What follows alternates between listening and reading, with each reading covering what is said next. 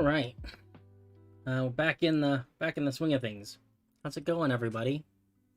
Oh, we got some new faces today. Is that AC Kill Bill, like Animal Crossing Kill Bill, or is it just like Ack? Is it like Ack Ill Bill? Maybe. I don't know. You have to let me know so I can say it right. And we've got Ice Boy, I think, with the underscore in there, and of course our good friend Joseph. How's it going, guys? How's the I don't know. How's your guys day and weekend, everything going? How was your Halloweens? Anyone do anything exciting? Sorry, I'm gonna adjust the music volume a little bit. AC or Amanda? I like it. Okay. I was wondering, I was trying to imagine, because I know that people use AC for Animal Crossing, and I was trying to figure out, like, what exactly is an Animal Crossing Kill Bill? You know, like, what does that look like? I was trying to imagine it, and I couldn't. Hey, what's up, Dante? Dante Nathaniel? I like that. Ice Boy, hello from Brazil. Excellent. Got some people from some other countries and stuff in here. That's super cool. Welcome everyone. Glad to have you here. Haven't had a lot of energy. Did a little work on my monster for Halloween. Oh yeah, maybe we'll have to go visit that. I've been wanting to see how that's going. Yeah, I love to people call me Hack. I like it. I'm gonna call you Act now. I like it. It's just the thing now. But yeah, welcome. I figure we'll do the same thing that we always do. For those of you who are new to the streams, I spend roughly the first 30 to 45 minutes of every stream just flying around, looking at all the cool darn stuff that's around. Because I'm very self-indulgent. So that's it's just who I am. But at least now, like when I first started doing this stuff, a lot of the things that I was showing people were just stuff that I built, and that felt a little self-serving. At least now, a lot of it's like stuff that other people built. So I'm helping people out, right? I'm showcasing their work, or something. Who really knows? But yeah, this is our city project. This is the city of Illias. I wish my render distance was wider, but it is not. So we're gonna have to fly around a little bit to see everything. And even then, there's an awful lot to see. Yeah, one of the things I did want to show people is yeah, the new fort. Hey, Finn's here. What's up, Finn? I like your fort. It's 40. It's fortastic. I'm interested to see what happens with this. You know what, Ack? I'm glad you found us too. It's a match made in heaven. I'm glad you're here with us to experience the wonders. But yeah, I drained this lake in case people didn't already notice that. And we're gonna go through and we're gonna fix the bottom of it because it's real bad. So we're gonna do some work there. Try not to mess too much with your fort, Finn. I'm also probably gonna move your staircase a little bit if I can. Just shift it a little bit in the right direction. Also, why is my chat not? Hold on. There it goes. Okay, that should be better. Hopefully people can read it. But yeah, figure we'll do a flyby. We'll see some of the sights.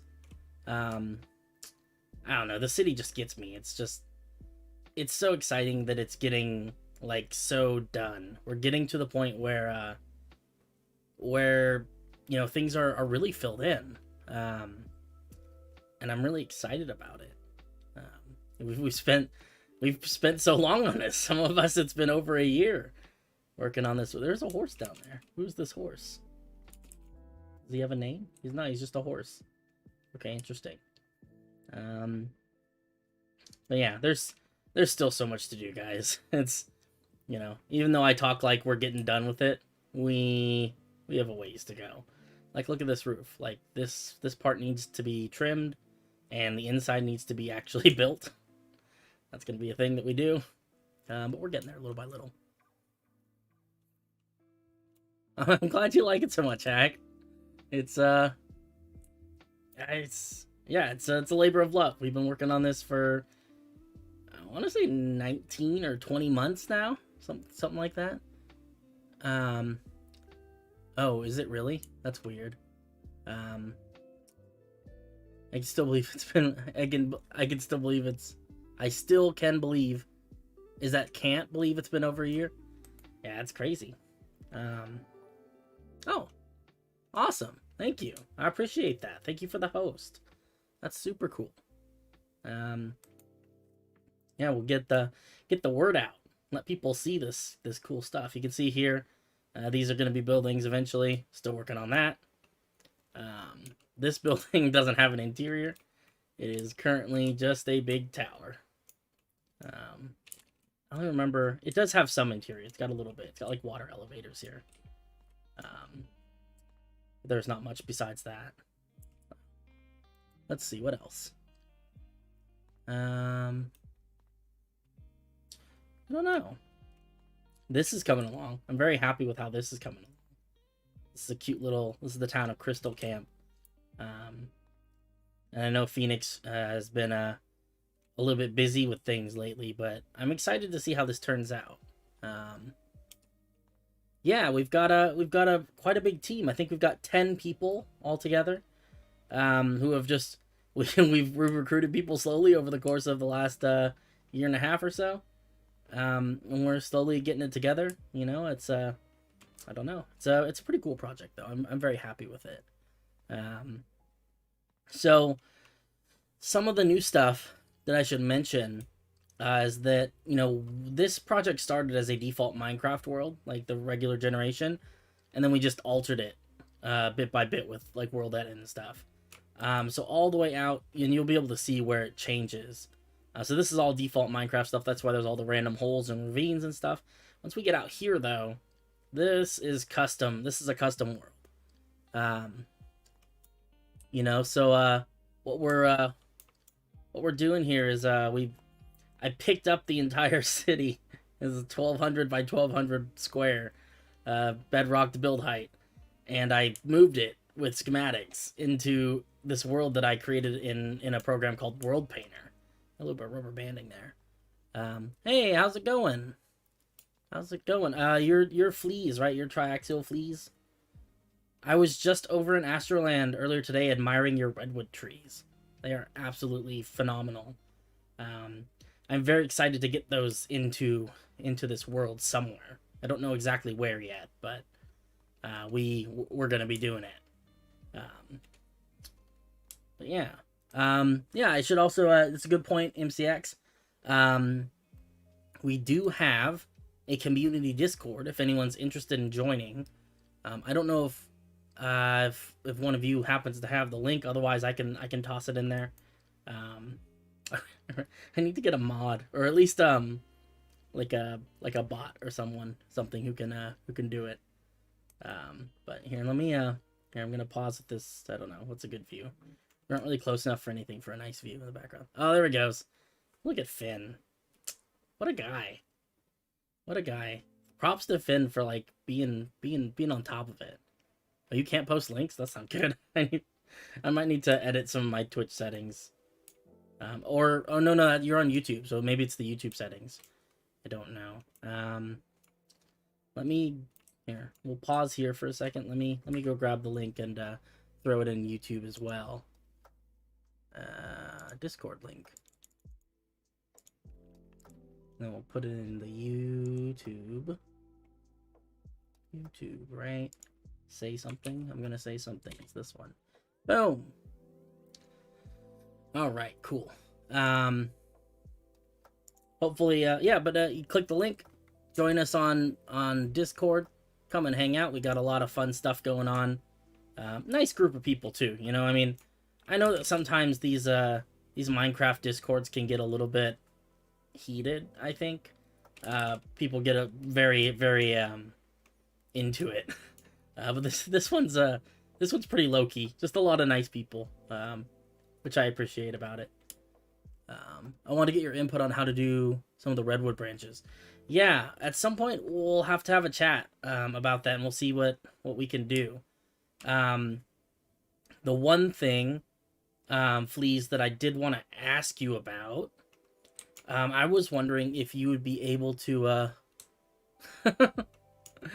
I was wondering if you would be able to take your redwoods and like shift them apart a little bit, because right now what's happening is the branches are like overlapping, so I can't get a good square selection that's got just one tree in it.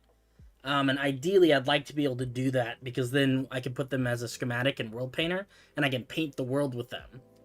But if the schematic itself includes, like branches from nearby trees, then those are also just going to get randomly pasted into the world, and that's going to look weird.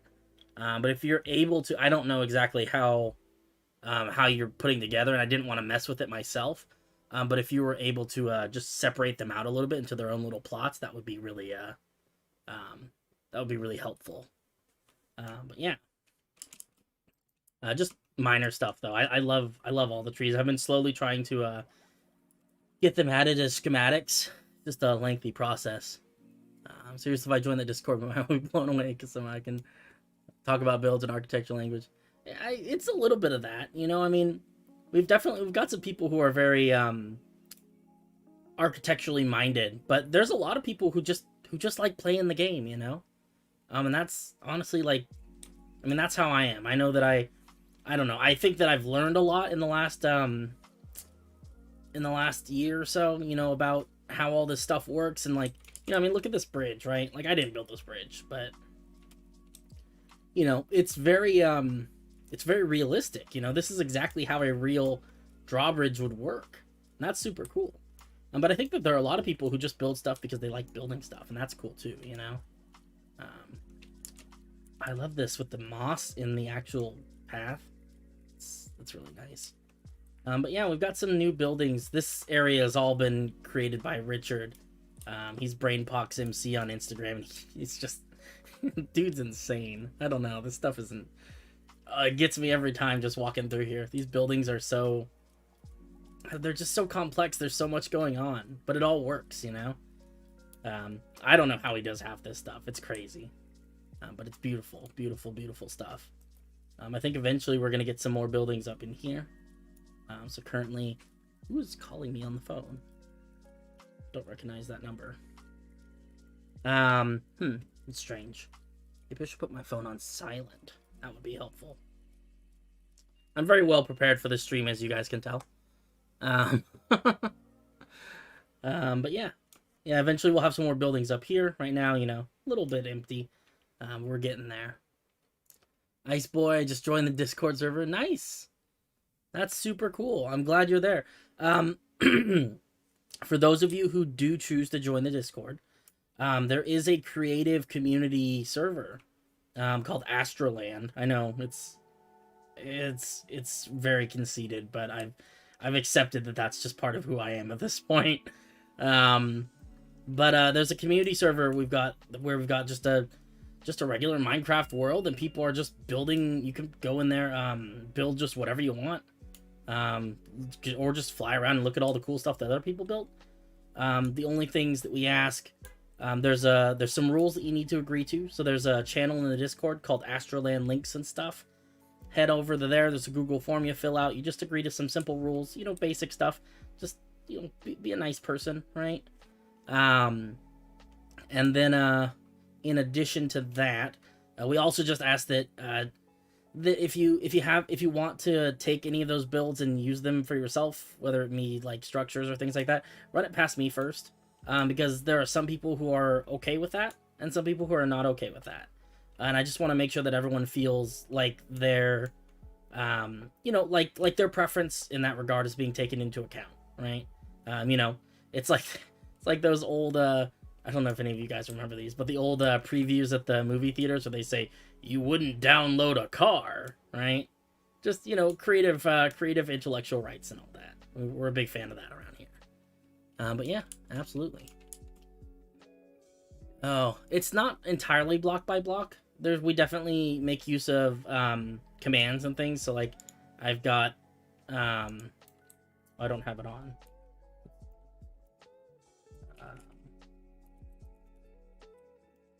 Here we go.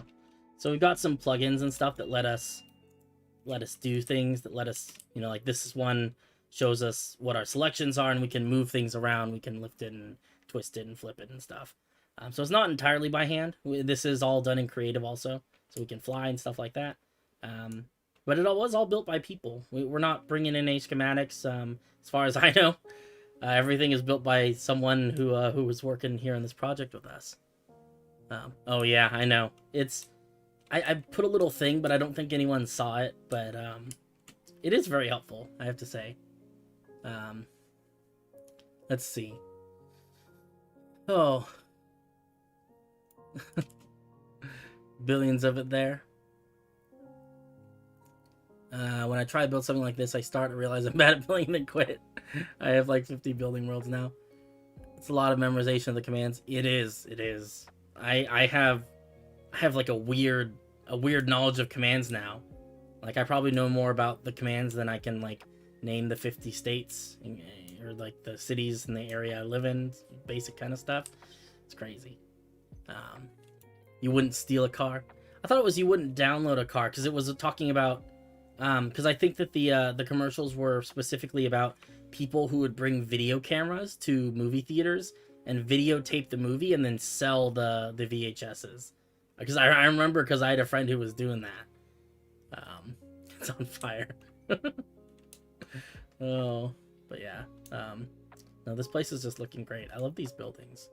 I think Richard has built almost all of these, as far as I know. They're just looking really good.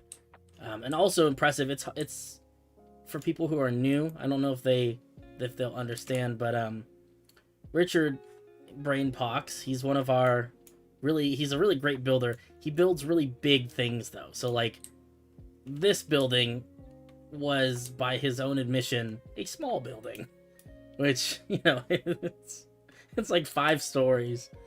Oh, so building buildings of this scale, he didn't even think he could do it at first. I was like, you know, maybe give it a shot. And I think he figured it out, and I think it looks really good. So that's super inspiring. Oh, man. They look very Richard. It's true. My business trip was good. Thank you for asking. It was a little bit stressful. My flights got delayed. On the way out, my flights were good. But it's just kind of complicated because I have to take a train to the airport, and I have to go south on the train in order to fly north from the airport. And the train ride was actually longer than the plane flight. Just, you know, even though it was a different distance. So it was complicated. It took a really long time. And then my flight on the way back, I was supposed to leave at like 9 a.m. out of the city I was in, fly home, and I was supposed to be home by noon. And then they're like, oh, by the way, your flight's canceled, but we booked you on another one, and that one's going to be at 4 o'clock. So I was like, all right, cool. So I'm stuck in this city. I have to check out of my hotel at noon. And I got nothing to do for the next 6 hours. And I can't really go anywhere, right? Because I've got, like, my suitcase and stuff with me. Can't really bring that with you to, you know, to, like, go see the Golden Gate Bridge or anything. I was in San Francisco. So it's just a whole thing. I don't know. It's complicated. But yeah. I think you just need to let him look some of the faraway cities. Yeah, I'm actually considering... Not considering. I'm pretty sure I'd like him to help me out with Stone's Rest over here. Because I imagine that being a very vertical and large building city. Look at this. Isn't this beautiful? Oh man, I'm so proud of this. This is it's like a wedding chapel. It's right here on the side of this lake, and it's just like, oh, it's picturesque. I would definitely have a wedding here. Like this could be this guy. This guy can marry me and my future spouse to be. We got that, and then we have this matching bridge over here. It's really good looking. I love the arch. You did a good job on the arch. That arch is really good, and then this arch came out pretty good too. Although this bridge is a little bit plain. I need to do something with it. Let's see. Big buildings can get more detailed and look great rather than normal sized ones. Yeah, that's absolutely true, and that's I think that's why you know, people like Richard build big, because it gives them more space to work on stuff, and I'm certainly guilty of it as well. I build enormous buildings. It is what it is. But yeah, there's a lot of cool stuff. The only thing we haven't mastered, although some of us have, but the vast majority of us have not mastered survival yet. So everything we do is creative, and it's looking like it's gonna stay that way for a while. Got stuck in the corner. But yeah, anyway, wandering around a little bit. Maybe we will go take a look at things. That's actually probably a good plan. Just really briefly, I know that this is supposed to be like you know, like a building stream, but we can have a little fun. No, you're marrying the wandering trader. I like it.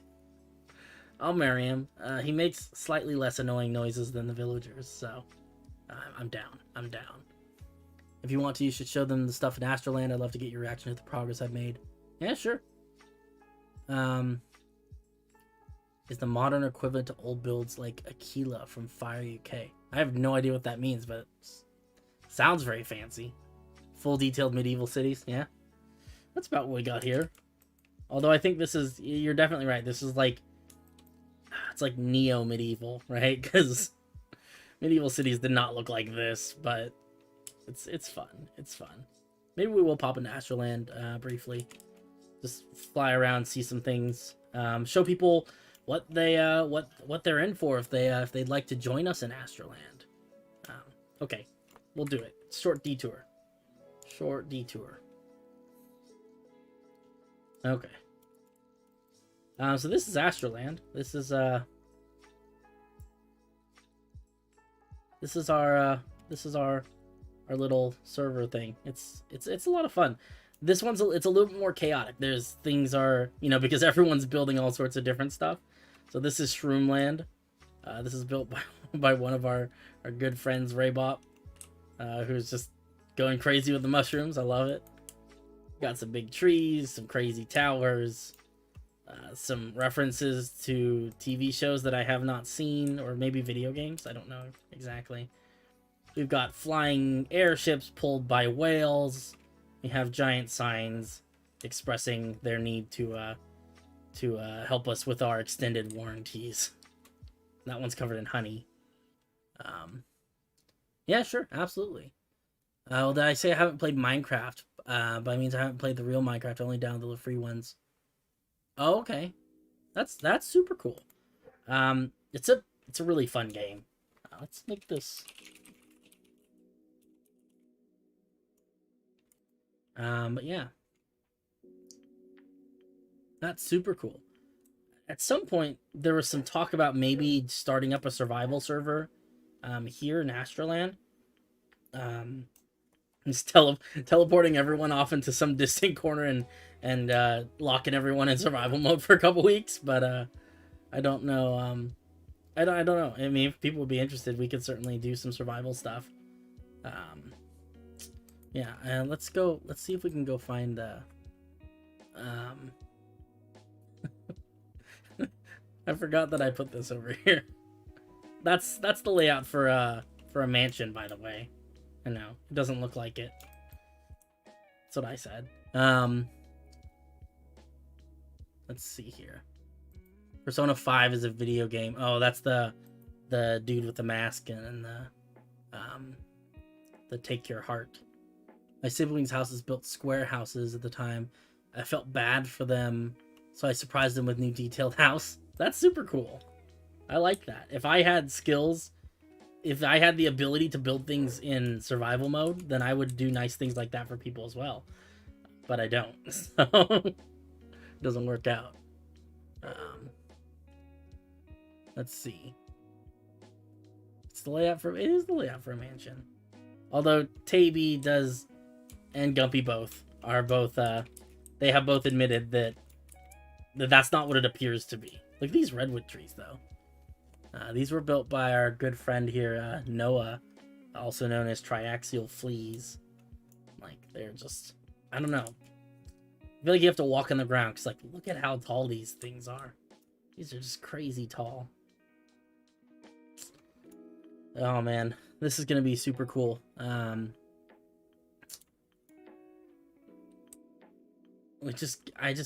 don't know.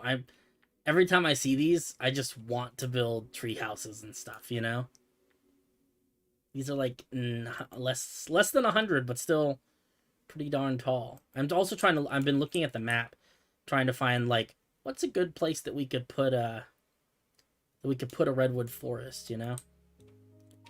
And then he's also built just a number of other trees.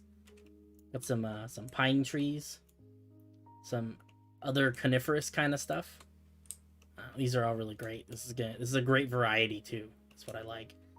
I like these little oak style trees. And then the crazy two-tone tree. That one's a good one. I like the canopy too. I like that it's like it's a very dense canopy up here, and it makes it feel very shadowy under here. Yeah, he is MCX on the project.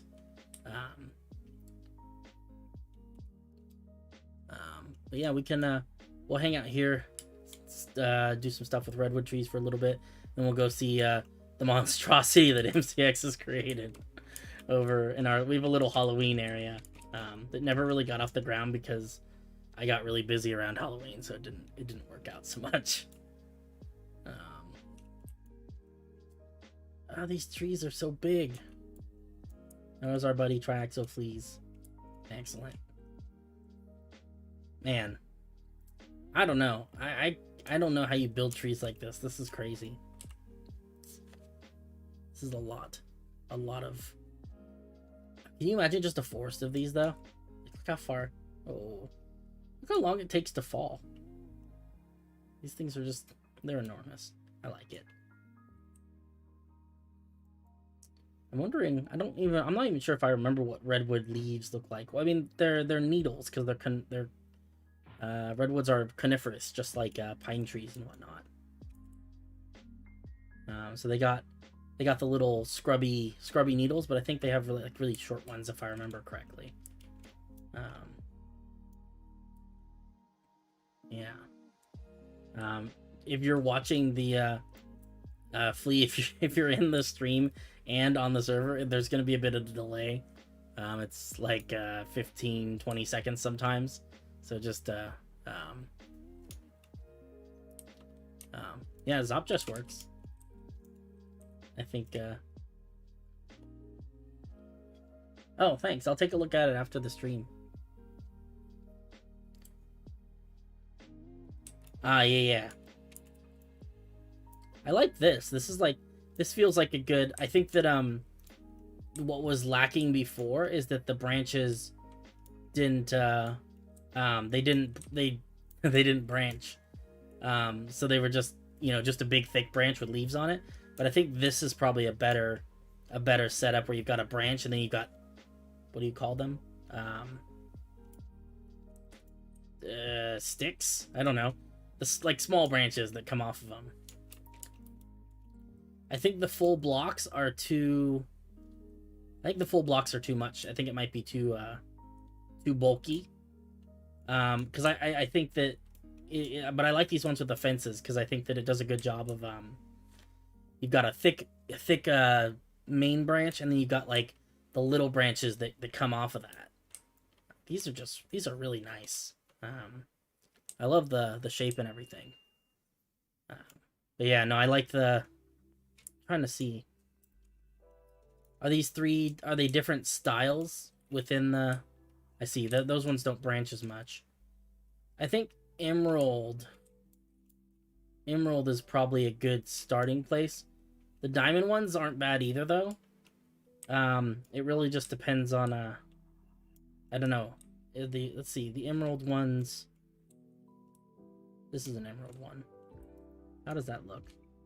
I feel like that looks good. The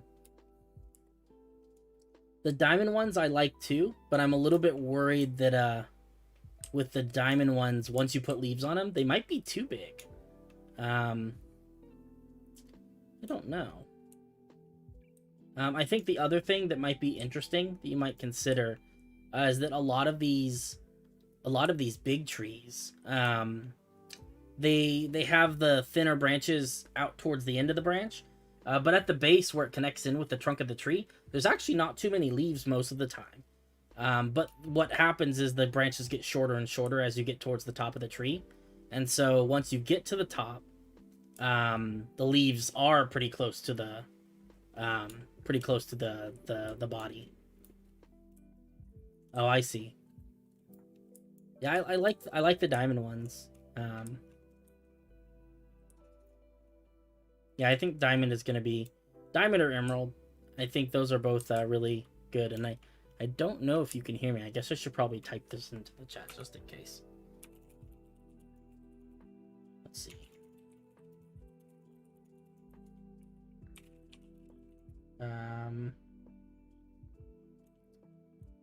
That's probably all that needs to be said.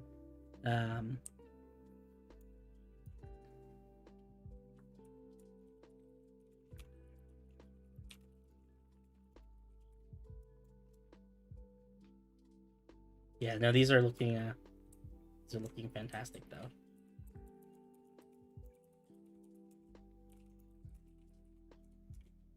Yeah, the delay is weird.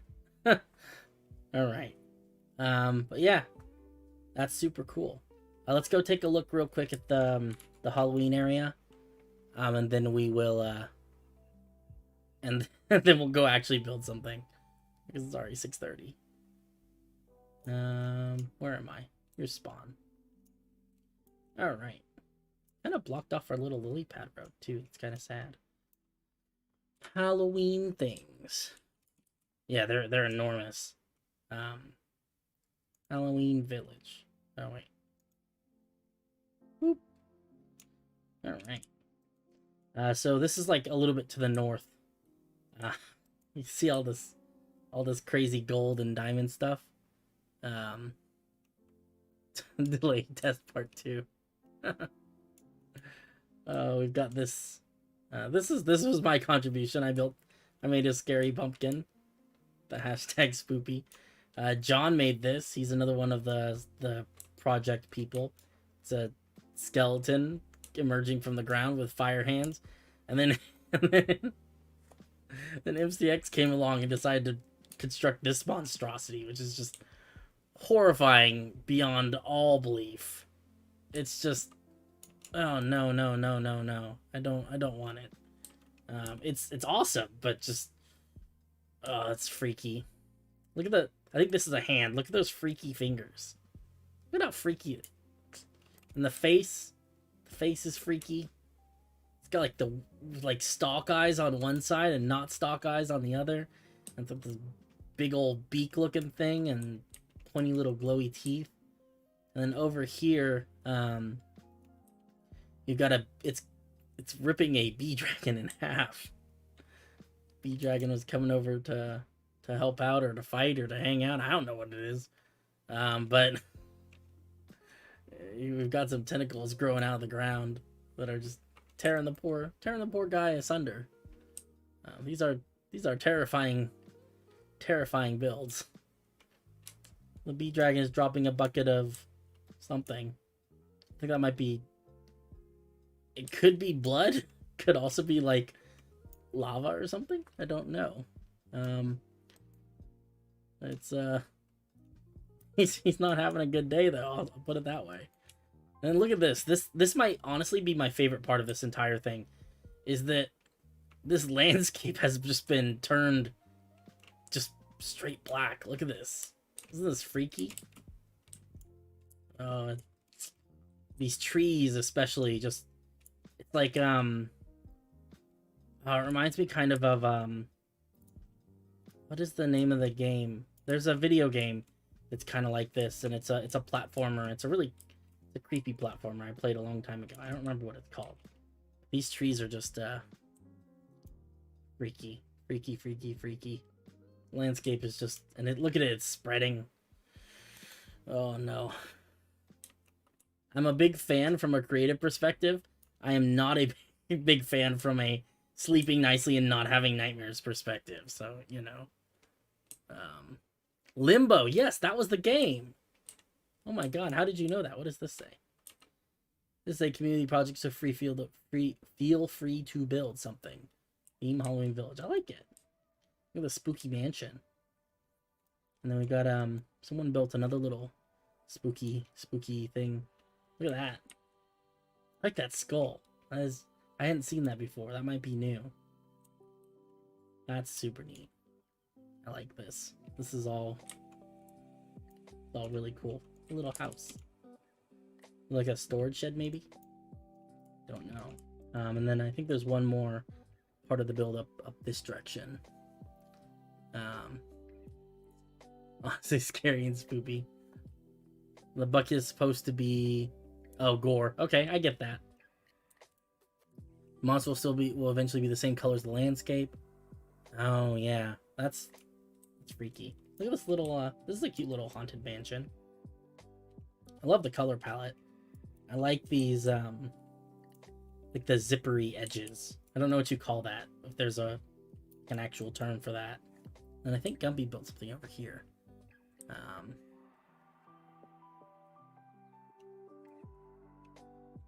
Oh yeah. I don't know what this is supposed to be or what it's maybe unfinished. But it's kind of freaky too. No, what does the sign say? Sign say something that would be helpful. Guppy's project. Nope. No idea.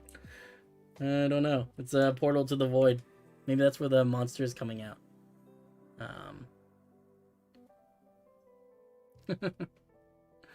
Oh man, that's crazy.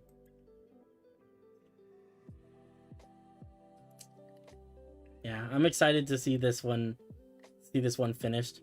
It's kind of fun because I think that this is this could be kind of a cool thing where, like, you know, so currently this community server is only a couple months old, so we haven't gone around the clock yet. But it could be kind of fun if this was like a Halloween village, and then next year, next Halloween, we come back and we build more Halloween stuff, or maybe we keep building Halloween stuff throughout the year. I don't know. But a continuous project I think would be kind of fun if people are into it. Oh, I don't know how you made these fingers just so unsettling. Like, just look at the way this thing curves. It's just makes me uncomfortable just looking at it. Same thing with some of these. It's unsettling. It's like, I don't know. The face freaks me out too, but I guess that's the point. The monster's gonna be made out of tenebrous tar-like material. That's a good word, tenebrous. It comes, means shadow. It's Latin for shadows, I believe. Something like that. Oh, you might not see all the other messages in the chat because some of the people are on Twitch and some people are watching from YouTube. So you won't see the ones that come from the YouTube side. It's a little bit confusing. You'll see them all on the screen, but some of those people will not show up in the actual chat bar because it's two different people. Oh, and then Finn goes and explains exactly what I just said. My bad. It's supposed to be kind of Lovecraftian. I like it. Yeah, I can, I'm using Streamlabs. So Streamlabs lets me multi-stream, which is good because, like, I could technically just stream separately on the two different platforms, but it would require twice as much processing on my computer's end. So what Streamlabs does is it just, like, it records one thing and then just sends the signal to two different places, which is very convenient. It is very useful. Anyway, I don't know how to get back. I don't know if there's a button. I haven't been able to find a button that sends me back. So because of that, I'm just gonna fly back. But we'll head back to the spawn, and then I don't know why I'm flying back to the spawn. What is this? Oh, someone made a copy of my statue and replaced the face with a scary leaf face. That's, I don't know. It's all unsettling. Every little bit of it. Slash kill. It's true. But yeah, if anyone wants to come check it out or come build some spooky Halloween stuff, I know we're past Halloween. I don't think we're going to be doing like a American Thanksgiving village, so I think Halloween is about as good as we get. But if anyone's interested, there's just a form you fill out in Astroland links and stuff, and yeah, you can come build too. It's open to the to the public and all that. Anyway, all right, we should come over here and actually build something. That's probably going to be the way to go. Because I've spent more than my fair share of time flying around, looking at stuff and talking with you guys. We can still talk, but I should probably accomplish something while we're talking, so that I feel good about myself, So let's see here. I think what we're gonna do is we're gonna do some terraforming in here. So you can see that there's kind of a line, right? You can see it's like right here. And this is where we cut and pasted stuff in here. 46 minutes is about average, I'd say. I'm being called out. Help, help, I've been wrecked and I can't get up. But yeah, you can see there's a difference. And so we're going to try and meld it together a little bit. Get it looking a little bit better. Get rid of, like, this really flat part right here. Because this was, cut and pasted. And then we're also going to do some work. I don't think the shipwreck is going to stay. Maybe it will. It's strangely positioned, though. Maybe we'll leave it. I don't know. Dang, I feel really called out, but also like not unjustified. So, but yeah, I spent some time. We're gonna clear out some of this mess. This is probably gonna go, and we'll eventually get to the point, hopefully, where we can fill this back up with water.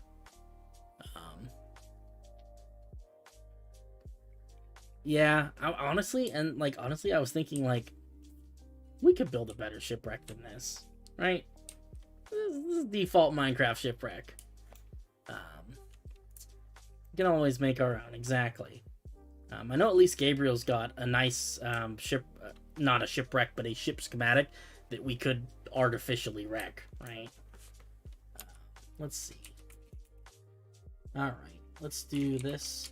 So what I'm using right now, just for people who aren't aware, is a plugin that we have on the server called Voxel Sniper. You may have heard of it. It's another, it's a good terraforming kind of tool. So we're gonna do some stuff with that. Let's make the brush a little bit bigger. We are doing some large things. But yeah, I like to use this to shape, to do some early shaping, just to get things to where I want them to be in general. MCX showed me this a while ago, and it's been very helpful. So I appreciate it for that. But yeah, we're just looking to blend stuff right now. I'm not too concerned about whether the shape is, perfect or anything. I really just want to get into a place where it's not, where we don't have these big flat plains. Build a better shipwreck. It'd be a cool D&D adventure story. I agree with that. That's 100% true. I don't know if I could build a good shipwreck. I mean, me personally. I know that we've definitely got people in this project who could do something like that. I don't know if I possess the skills, although I have always been the kind of person where if I don't have a skill, then I learn the skill so that I can do the things that I want to do. But yeah, some of this is also going to have to be repainted because it's like a weird amount of weird mixture of stone and sand here. But I think overall gonna be good. Yeah, some of this is gonna be. We'll come through and we'll smooth this all out. Yeah, I just used the 2 different versions of Melt. Maybe Fill would work better for this. I've gotten used to using Melt. I'm probably not doing any of this right, so if you're taking notes, you probably shouldn't, because you're gonna learn badly, and then people will make fun of you for doing it. Oh, you're doing it the Astro way? That guy doesn't know what he's doing. Let's see. Our nemesis, Cave Air. Is that not Cave Air? It looks an awful lot like Cave Air. Are you sure? All right, maybe it's not. Just do just like that. Let's see. So I'm really looking for just a fairly consistent shape, I guess. Something I can work with. Something I can something that gives some interest to this landscape, because I think that some of this is going to poke up above the surface of the water. Let's see. Water level's going to be at 65 here. I think. Maybe not. Maybe it's lower than that. Let's see. What level is the water? Stand in the water. Oh, no. Water level 62 here. It was 65 in the lake, but it drains downwards. Which means that some of this stuff is going to end up on the surface. So this is at 59, but this over here... 63, yeah. So this will be one block above. Not that much. And I'm thinking that I do want to... Oops. I do want to send this downwards a little bit. Just because there's going to be boats and stuff coming through here. And I do want the boats to, to be in a good... I don't know, to be able to sail around and stuff, right? So. Let's see. Let's mess with this a little bit. I think this will be like our big rock that pokes out. But I think I do want to, if I'm going to do that, then I should lower this a little bit. Just so that incoming boats don't stub their boat toes on it and whatnot. And this is going to look a little bit ugly for a while. Because this brush does not do a super great job of making nice smooth transitions between blocks. It's a little bit rough, but we have another brush called the smooth brush. We can come through later and fix some of that stuff. And then what we can't fix with brushes, we'll do by hand. Yeah, that's what I was thinking, especially if they're going to be big boats, huh? And there will be pretty big boats in here, I think. This is going to be... look at that. Look at this. There's a whole ravine down here. Why is there a ravine down here? Okay. Man, I hope this, hope that doesn't pop out somewhere else that I'm not expecting. Let's just take a peek over the ridge. I've been burned before. No, we look okay. Who knows? Let's see here. Yeah, I do want to paint this, though, because I don't like the granite. I don't like the iron ore. But that's all just remnants of the default stuff. I think we are going to get rid of this. I'm just going to do it the easy way.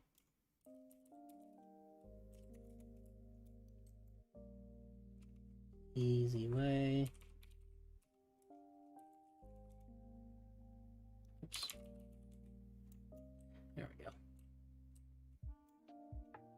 How do I deselect stuff? Do I just have to make a new selection over here so that one goes away? It's a little annoying. It's probably a better way, but I just am not aware. Let's see here.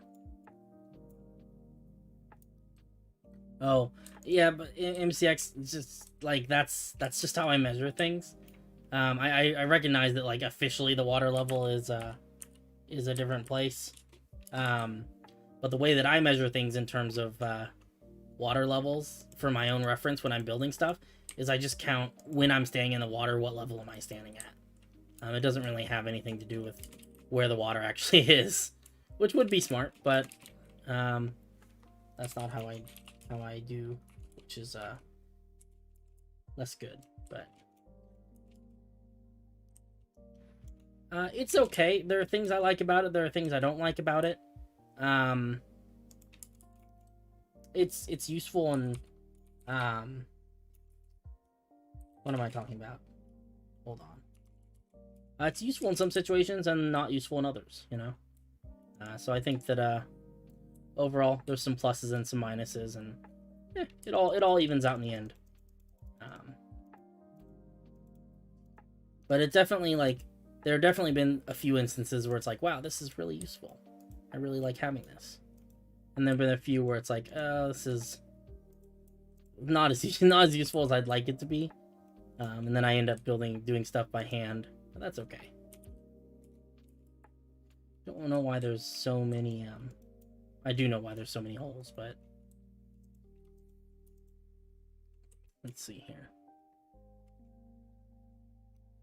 Yeah, no, I mean, I was just looking for, like, so I know that when I stand on a block, I want to just be able to tell at a glance, like, is this block I'm standing on, is this going to stick out of the water, or is this going to be underwater? So I know that if I stand on something and it says 62 and I'm standing in the water, that means that if I stand on something else that's at 62, I know that will also be underwater. And then anything above, you know, if I'm standing at 63 or 64, that's all, those are going to be above the water, right? And it's just how I measure things. It's not very scientific. Despite being a fairly scientific-minded person in general. I don't know. Alright, this seems a little bit better. The size limit, honestly have no idea. This is going to be a couple blocks out of water. That's something I'd have to look into the documentation for. We'll have to see. I think that there probably is a way to do something like that, because I think that when it comes to this kind of stuff, there's always a way to do things like that, right? Okay. Let's start getting rid of some of this. And I think for this, actually, we're just gonna... we're just gonna use a big sphere brush, which is a crude method, but surprisingly effective. Because it lets us take big bites out of the landscape, get rid of things quickly. Apart from a little bit of falling sand, shouldn't cause too much lag. We are using a large brush, but not that large.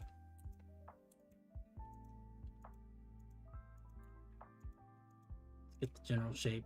Yeah, so I didn't like that island. Felt like it was, I don't know, it was a weird place for an island. Because it was in a river. Hey, how's it going? How do you say your name? Is it Zetiums or Zetimes? Zetimes? How's it going with the Magic Forest? It's going pretty well.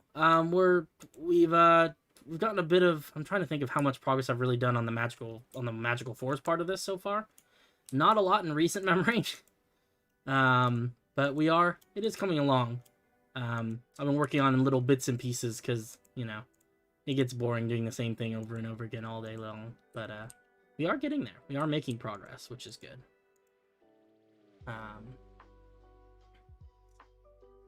Let's see. Do large... Oh, I can't do large... Yeah. I do know there's a limit, because I was experiencing that earlier today. Kind of by accident, but... there was... I was trying to do... I was just moving things around for the schematics I was making. And I would fly across to, like, start a new schematic. And they'd be like, that's too big of a selection. I'm like, well, yeah, I'm not done. That was only part one. Yeah, right now, excuse me. Is it Zetimes? Zetiums? Zetiums? I like Zetiums. I'm gonna go with Zetiums unless you have a better way that I should pronounce it, in which case I'll switch to that. But yeah, right now we're working on a river. So it doesn't look like a river because there's no water, but eventually this will be full of water. We're just trying to clear some of it out, get some shape going, because some of these shapes are not so good right now. We just want to clear it out so that it's we have some place for the water to go. Yeah, I'll look into it, but I honestly don't know if it's going to be possible, because I'm pretty sure that the reason that there are limits on the visualizer are because there are limits to how many like the range that you can display entities at, and the number, because I think that what it does, if I'm not mistaken, is it's spawning little little torchlight entities all along the selection. For small selections, it's not a big deal, but once you start getting big selections, it's starts to take its toll on the speed of the server. So I'll look into it. I'll see what I can figure out. It may not be something that is possible to reconcile with what we got, but you know me, I will take a look and we'll do our best. Let's see here. So I guess we can get rid of most of this, although I was kind of wondering, you know, maybe we should leave like a little bit for like a weird little island or something. No, I think I want it to go. Because then we've got a nice area here where we're going to put boats and things.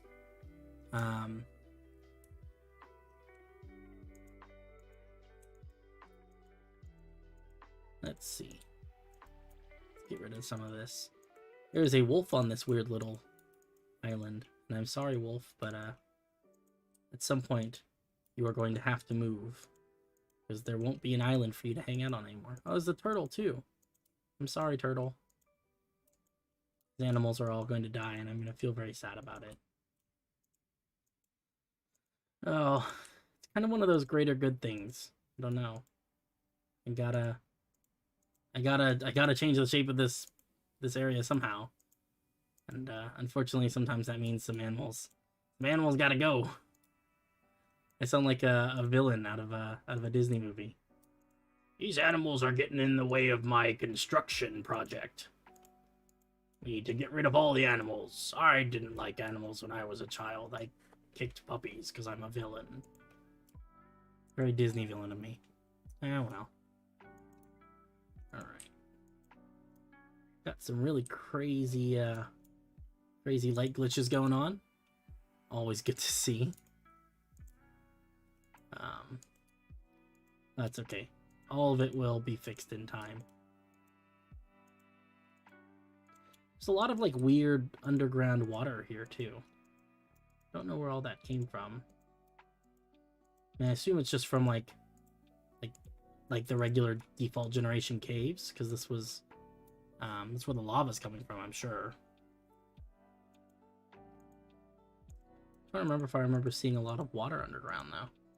I guess there were pools of it. Let's see here. I have to say, there is a part of me that's very tempted just to leave some of this and be like, oh, like, some of this would look pretty cool if we left it.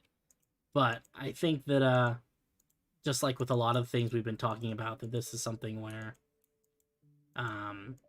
if we want to do something like this, it'd be better if we did it by hand. Instead of, relying on the default stuff. I think I just killed the wolf there, and I feel badly about it. I also do not want to take a big bite out of Finn's beautiful building up there, so we're going to try to avoid that. Only get rid of this ground that we don't want.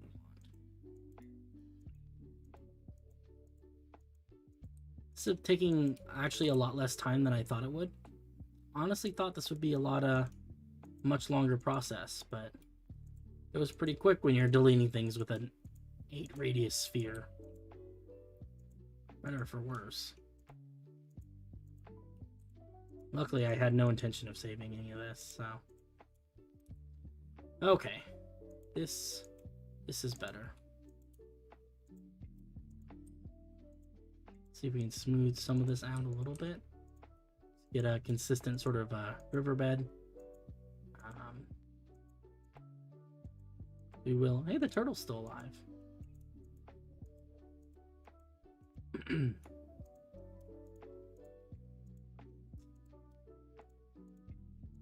All right.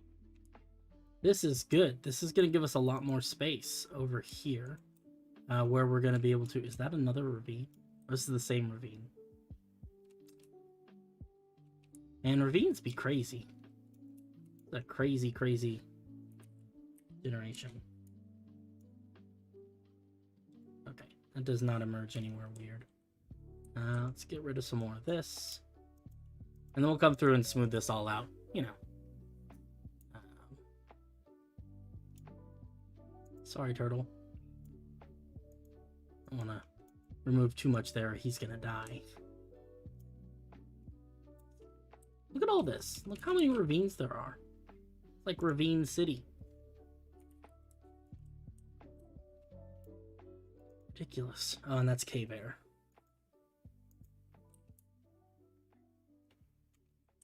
That's the shadow of that building. That's a lighting glitch.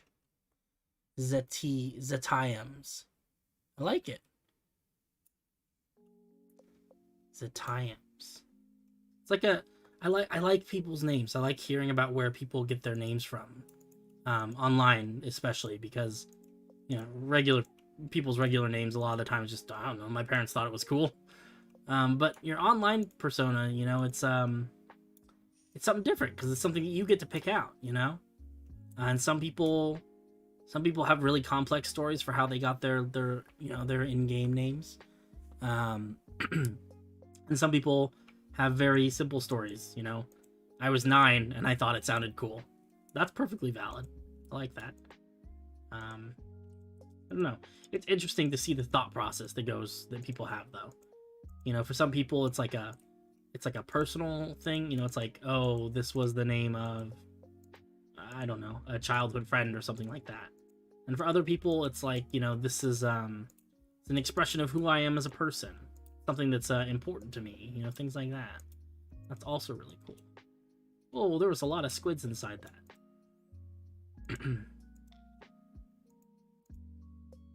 It's always cool to hear about where people get their names from. I find it fascinating anyway. Okay, and this is the ocean. So, this looks mostly okay. At some point, we're gonna have to fix all this stuff. We're not gonna worry about that right now. Let's see here. Okay, so the first thing I want to do is I want to do this one. And I just want to make sure that whatever these weird things are, that we fill these in as much as we can, so that we don't have to worry about them. Some of these are cave air, some of these are not cave air. Like this area, I don't think this needs to be so deep. I think we could get away with making it like this deep, maybe. Yeah. Alright, if that's the case, then we can take a chunk out there. I don't think this needs to be flat, but I do want it to be something I can work with, you know? I don't want there to be too much height variation, so that makes things difficult to work with. I think this is pretty good. I'll come put a layer here too. Let's see. Maybe about right here. This isn't going to stay sand either. We will come through just like everywhere and replace this with a nice mix at some point. Let me see.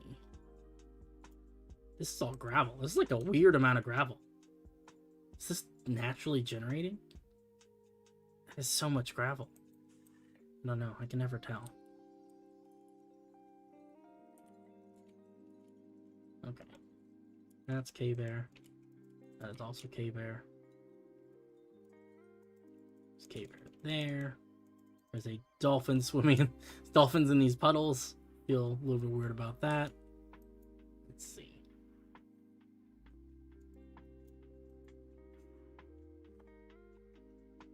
Maybe that's what it is. What biome are we in? Where does it say? Oh no, this is Minecraft River. But that might be something that happened. Whoops. That was not what I meant to do. It was an accidental click.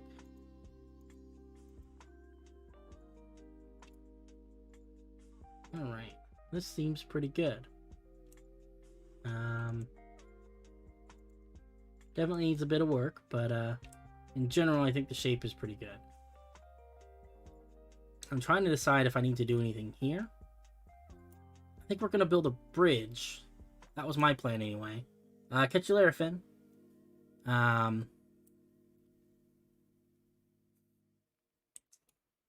Yeah. I was thinking of building a bridge from here to here. I think this is a good spot for a bridge. So do I want to take some more? I think I do want to take a little bit more off this end, because this is still kind of narrow. I think we'll take a little bit off. Not a lot. We'll just kind of soften the edge a little bit. This will give us more space to work with when we're building a bridge later on. With bridges, I'd rather have too much space than not enough. Because I think that for the most part, if you have too much space, you can always fill it in. If you don't have enough space, things start looking weird. So that's also... No, I need another tool. Let's get a pickaxe. Let's see here. Grass. That should be most of it. Just want to get rid of these. Oh, these are ferns too. Fern, large fern. We got some flowers, but I'm not too worried about those. Just want to get the grass off of this so that when I start messing with it with the Voxel Sniper and whatnot, it does not immediately populate areas with grass that shouldn't be grass. Because it counts grass as a block. Let's see. Oops.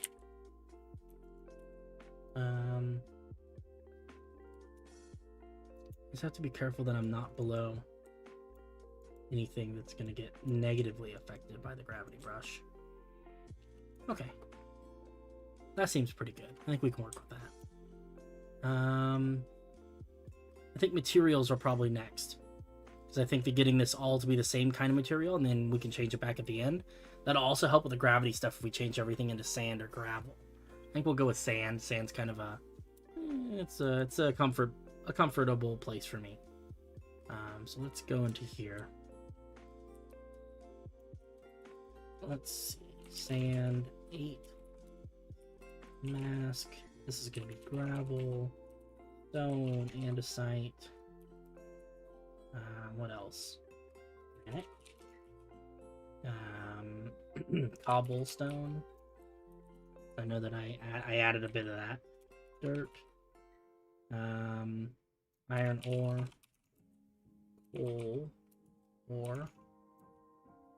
What else? Maybe grass blocks, to be honest. Block.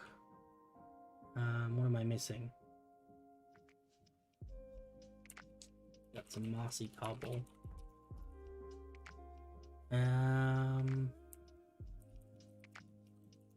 Just in case there's smooth sandstone or sandstone.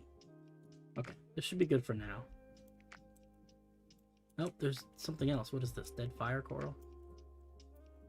Dead horn coral, dead tube coral. Dead horn coral, dead tube coral. Okay. Forgot I added that. Tube coral. I'm pretty sure there's some dead fire coral in there as well. Oh, yeah, that's this one. Is that not the right one?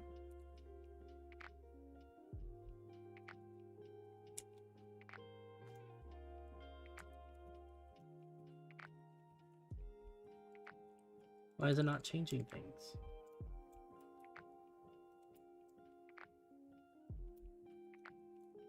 Huh. That's strange. Oh, because these are supposed to be dead horn coral blocks, huh? So many words, so many words.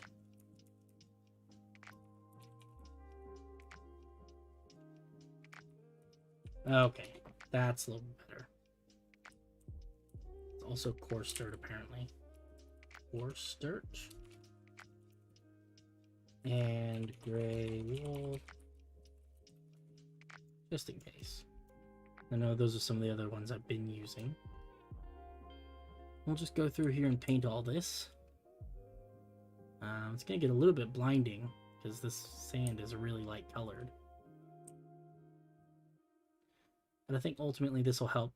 It'll help deal with some of the gravity of the blocks that, oh, we did not add diorite to our mask. It's like the most important one of all. All right. I think I'm not too worried about the rest of this. What is going on here? This is not currently... Let's see. Make this one smaller. We don't need a mask, so we can just kind of stuff it in there. Pardon me. Got a bit of a frog in my throat. Stuff is sinking. Interesting. Did not expect that. Got like a little hole in the ground here. This must be that ravine. Some water.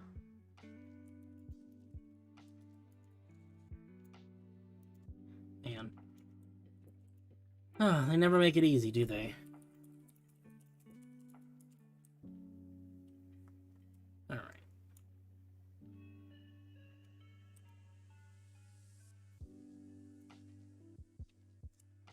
Yeah, this is the stream. I know. It's not terribly interesting. Unfortunately. Kind of a danger of what I do is that it's a little bit boring to watch sometimes. Sometimes it's fun. Sometimes we get some cool stuff going. Oftentimes there is a lot of it though that is kind of like this. Just a lot of painting things, different colors, and getting rid of. It's a lot of getting rid of stuff I don't want, so that I have room to put the stuff I do want. Which I'm sure is kind of it's probably a familiar feeling for people.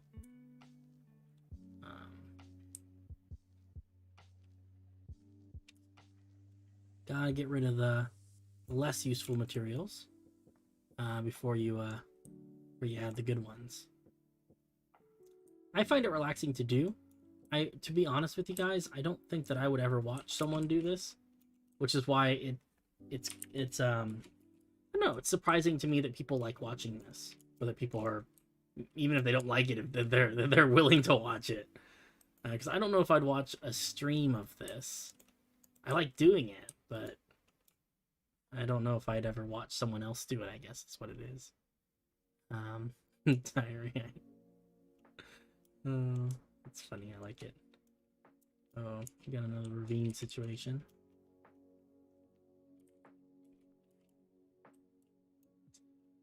Alright. The nice part about the world painted terrain, the custom terrain, is that we never have to deal with ravines again, because the custom terrain doesn't have any ravines. So we only ever have to worry about the stuff that we build. The entire underground is literally just solid stone, I think. With some pockets of iron and whatnot, but... Oh yeah, look at this. There's some, there'll be some underground caves, I can tell.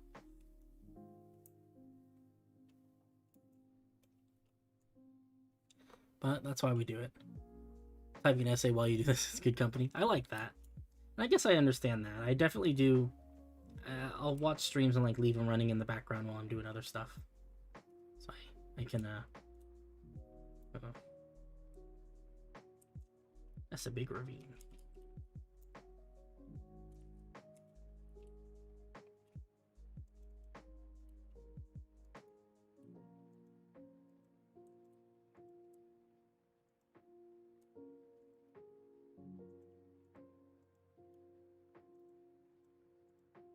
Let's see.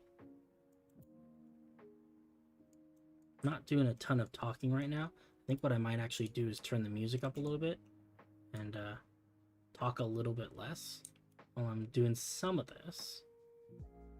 Just because I don't know, there's not a lot to say about this. We're literally just making things that aren't sand into sand. not the world's most interesting task. Let's see if I can turn the music up just a little bit, because I do like listening to music.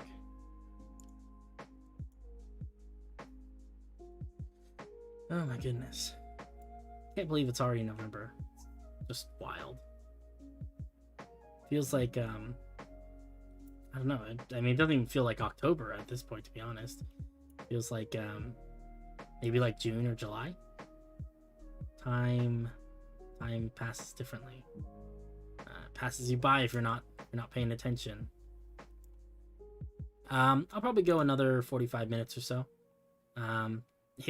Once I hit 8 o'clock, I get pretty tired, and I do have work tomorrow, so gonna have to sleep at some point, probably. Seems like a thing I should do before work, huh? But yeah. Oh, the other thing I wanted to mention to people is that I may not stream on Saturday, and the reason for that is very, very selfish.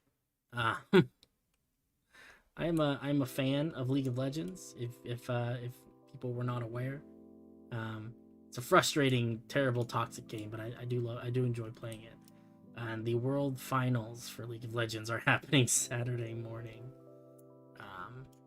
Depending on how long that takes, I may watch that in the morning instead of doing my normal stream. I might stream in the afternoon though, because I know that I just went a week without doing any streams, and I'd like to get back in it. But let's see here. This is a lot of water.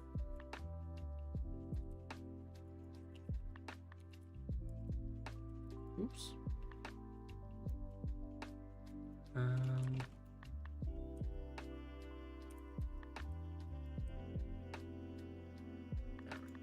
It's a little better.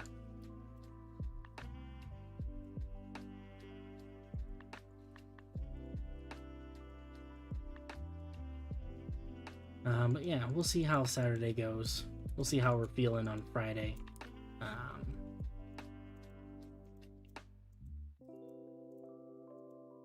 Yeah. It should be interesting. The biggest reason that I'm watching it is because I am. It doesn't make any sense, but I am technically South Korean. Although I have lived in the U.S. since I was 6 months old, so I really have no affiliation with the country anymore. But it's a heritage thing, and South Korea made it to the finals, so pretty hyped about that. Gotta go cheer on the motherland or whatever. No, but to be honest, I just like watching the South Korean teams play because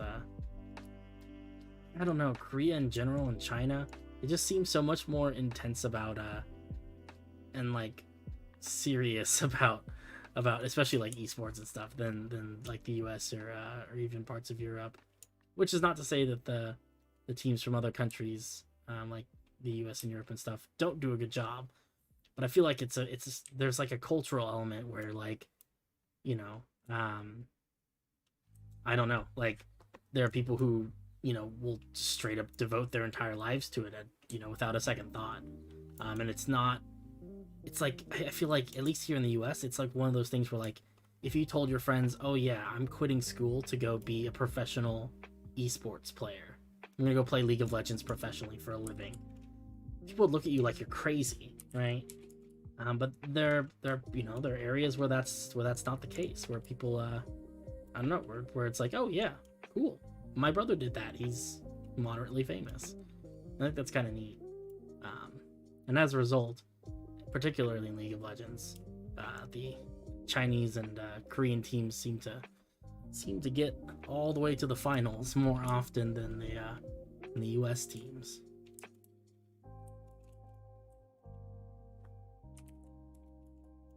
So much random water in this world.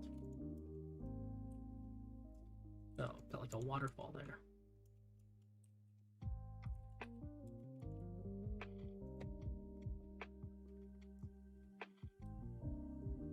I don't play League, but my roommate loves it. Yeah, that's kind of, I feel like that right there is kind of the entire game in a nutshell. Like, even if you don't play it, you probably know someone who does, because it's fairly widespread at this point. And it's an addicting game. You know, it's one of those ones that it's hard to put it down once you get into it and get started. I'm not even sure, honestly, I'm not even sure if I'd say that all the time that it's even a fun game. It's just, once you get into it, it's like there's this strong desire within you to continue playing and to keep working at it, because that dopamine hit you get when you do a cool thing, you get a bunch of kills. It's a magical feeling. It is interesting. I think that it's changing a little bit, though. You know, I think that I think that it's kind of a proof of concept thing where there are a significant number of people these days, even in the US, who do like streaming and stuff for a living, you know, and they make real people money. They pay their real world people bills with money that they earn playing video games on the internet, you know.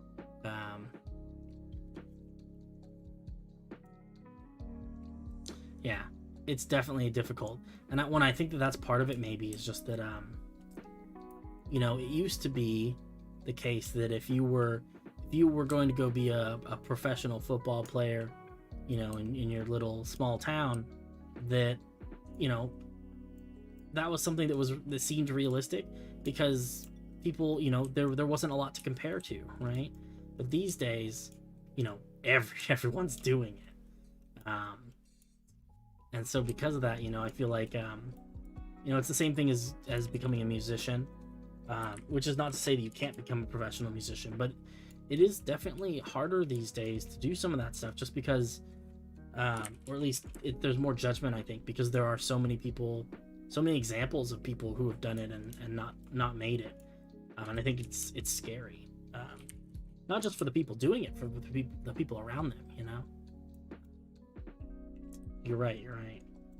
It's interesting cultural perspective. All right. We got our one sad lone sea turtle. Bless his heart. Okay, let's do some smoothing. Smoothity smooth.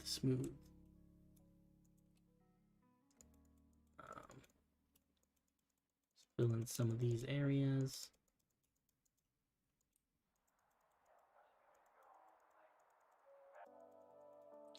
Yeah. No, I mean, I don't know.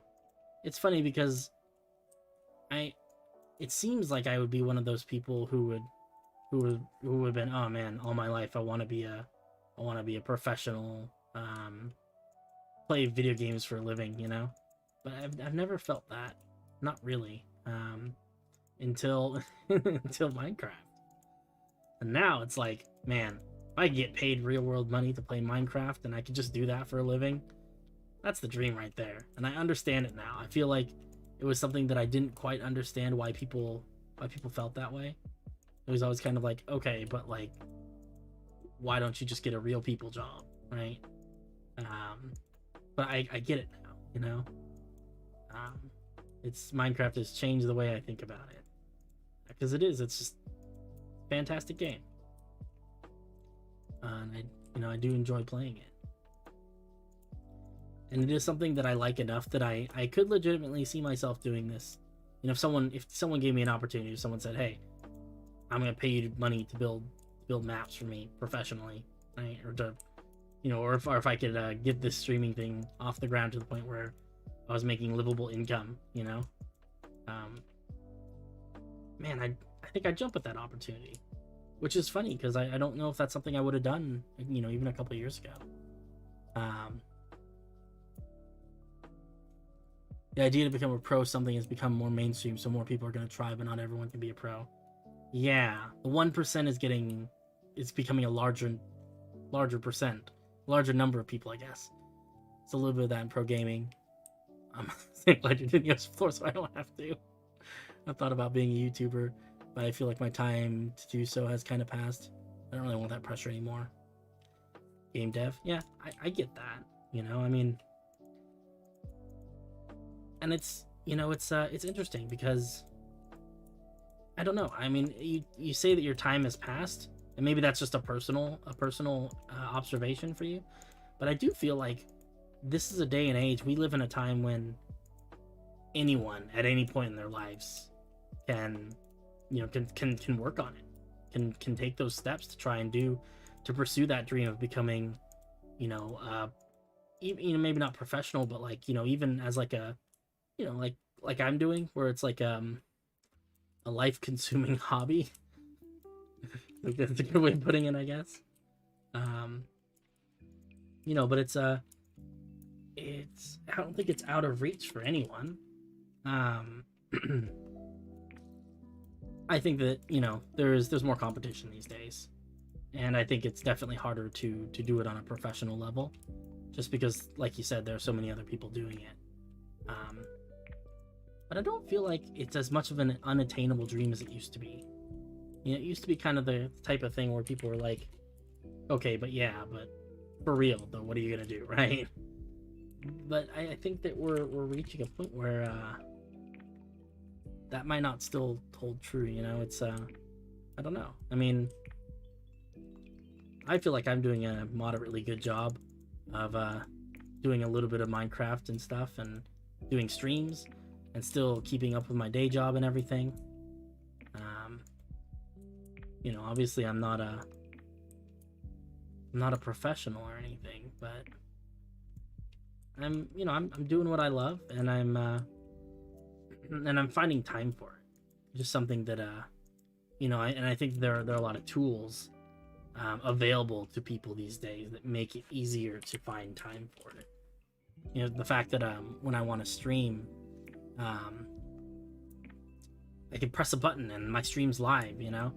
That's so much easier than it used to be. I think that helps a lot. I think to do YouTube full-time, you need to start out doing it because it's fun. Yeah, I agree. Thing is, a lot has changed over the years in YouTube. I could become a YouTuber. I have to grind my butt off at the detriment of my health and deal with competition. Yeah, and, you know, and I think that there was definitely a time in history when YouTube was a new thing, like an exciting and fun and new sort of thing, and it wasn't clear to anyone exactly, you know, like how, you know, what kind of content is going to sell, right? Like, you know, and it was a race to find the next big thing. These days, I think that there are a lot of people and a lot of groups who have taken that down to a science, right? Where I don't think there's really a lot of question about what kind of videos make money. It's just a matter of, you know, taking the time and the effort to make those kinds of videos. Excuse me. In addition to also being, you know, an engaging personality, right? That's always been a part of the game. Certainly is interesting to see.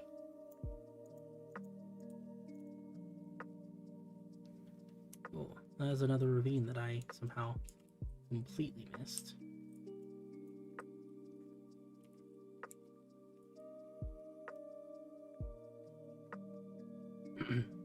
From those who are probably better. Oh, from competition from those who are probably better. My best chance would be to make content people haven't done. Yeah. You know, and I think that I know what Noah was saying, you know, it's just that I don't know, that you know, that you really have to, especially these days, you really have to go into it and love what you're doing, the good and the bad, right? Because, you know, if you don't, it's really hard to keep going. And I think that that's what a lot of people, you know, some people who find like viral success over the years, I think that's what a lot of them come to understand, is that, you know, maybe you had that one video that made, you know, that got 1 million views, and you decided, you know, hey, I made a video that got a million views. Let's you know, I'm gonna start a YouTube career. But I think that what people don't realize with that kind of stuff is that, you know, it's very, very psychologically stressful to to have a video that got 1 million views and then to try and replicate that on purpose over and over again for a living. You know, when your livelihood depends on it. You know, you being able to pay your rent and you know, and make your payments on your you know, afford groceries and stuff depends on you, you know, coming up with that genius content over and over again that everyone will consistently like. It's hard.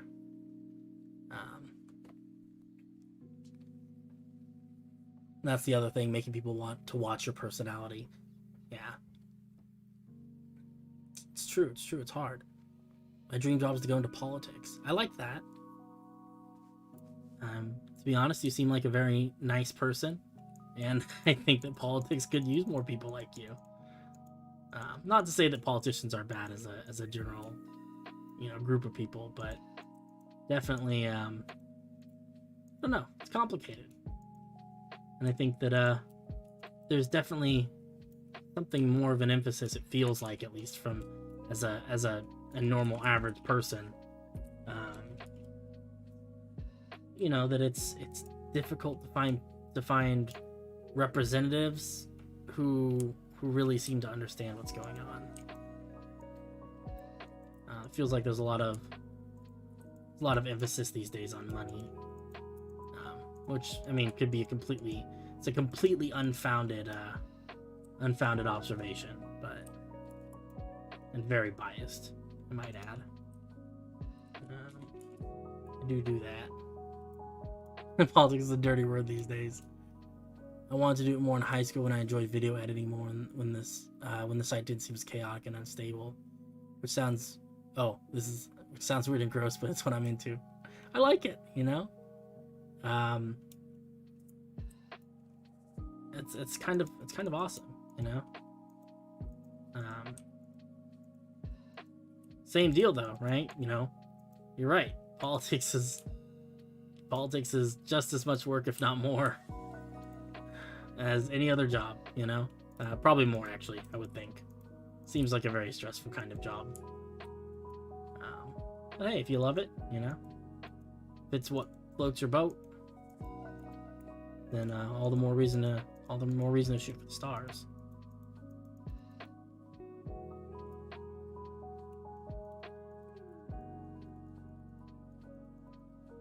Let's see if we can build this in a little bit. Wish I had like a flatten tool. Maybe there is a flatten tool. I don't know.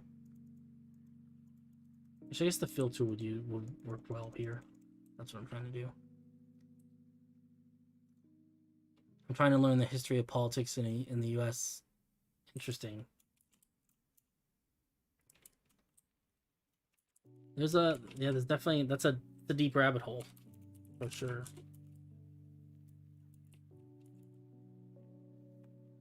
There's a lot of politics here.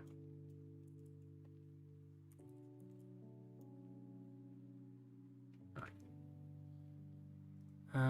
Let's see here.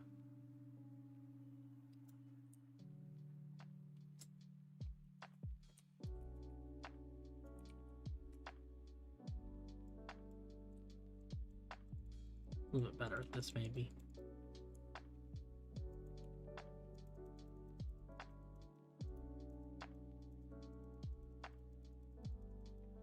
Yeah, this is good for flattening things out.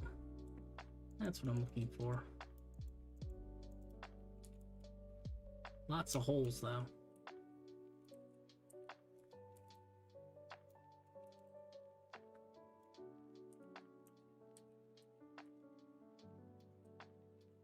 Oh, geez, that's a really deep one.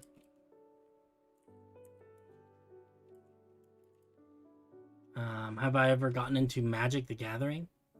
No, it's interesting though. It's interesting that you bring that up, because I feel like that is I get asked that question a lot, and it's funny because I don't know, I never really did, to be honest. But it's always been kind of like Minecraft. It's been one of those things in the back of my brain where it's like I could very easily, I feel like, get very into Magic. But it's expensive. Can end up being an expensive hobby if I'm not careful. But No, it looks like a lot of fun, and I've seen some of the story elements of it that I really like. There's a Magic the Gathering campaign setting in D&D that I've read through the little book that they have, the Guildmaster's Guide to Ravnica, and I've read through that many times because it's all very fascinating. I love the political structure of everything in that particular book. Yeah, no, I do like the stories behind it. I like that they're all tied into the same world, which is cool, and that it's got a consistent the world itself has a consistent structure. Because I used to play Yu-Gi-Oh. That was like the game that I played in grade school, high school, that sort of thing. And let me tell you, if we're talking about games that have a lack of like, you know, structure and stuff, we're talking about Yu-Gi-Oh. You know, very very little in that game or TV show or whatever. None of it makes any sense. There is no you know, no cohesive canon. There is canon, but it's poorly defined, in my opinion. This, yeah, there definitely is. I will be right back. I'm gonna pause the stream for a moment because I've got to use the restroom, but I'll be back in a couple minutes. BRB.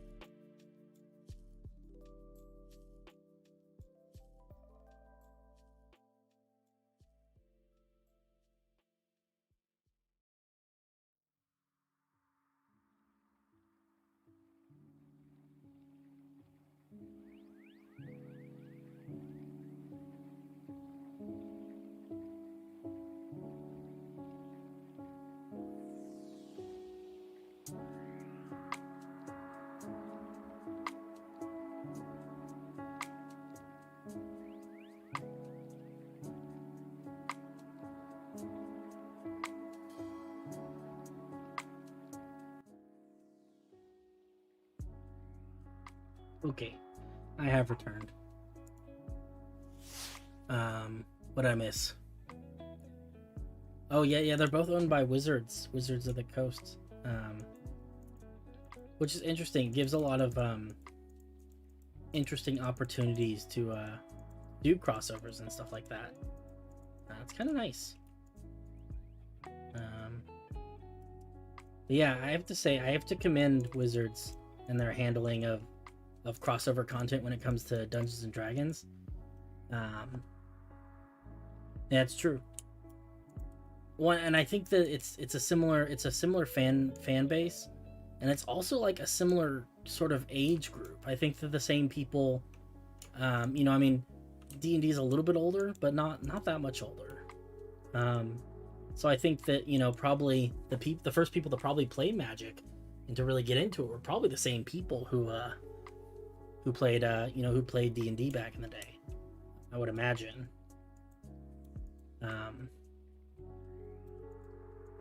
But yeah, no, I do think that's interesting though, is that you know, D&D is done such a good job in 5th edition of opening up the world to other possibilities and doing these fun crossovers with all these different other kinds of content.